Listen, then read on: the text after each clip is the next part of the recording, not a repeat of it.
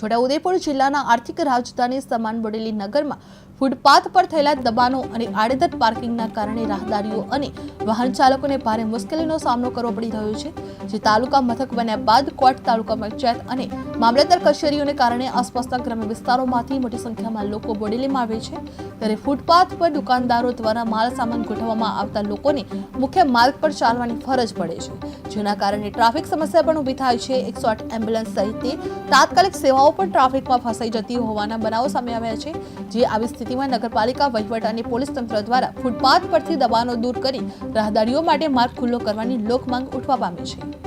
છોટાઉદેપુર જિલ્લાની આર્થિક રાજધાની એવા બોડેલી ગામમાં સૌથી વિકટ પ્રશ્ન ટ્રાફિકનો છે।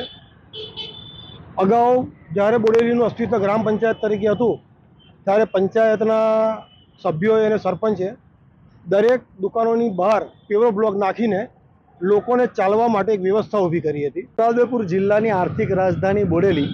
કે જ્યાં આગળ તાલુકા પંચાયતની કચેરીઓ વિવિધ આવેલી છે, મામલતદાર કચેરી આવેલી છે, કોર્ટ આવેલી છે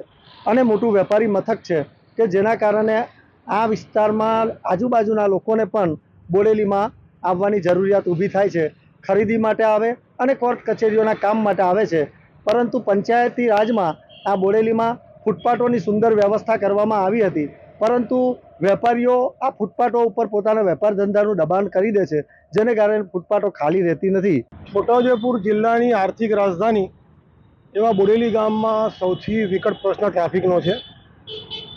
અગાઉ જ્યારે બોડેલીનું અસ્તિત્વ ગ્રામ પંચાયત તરીકે હતું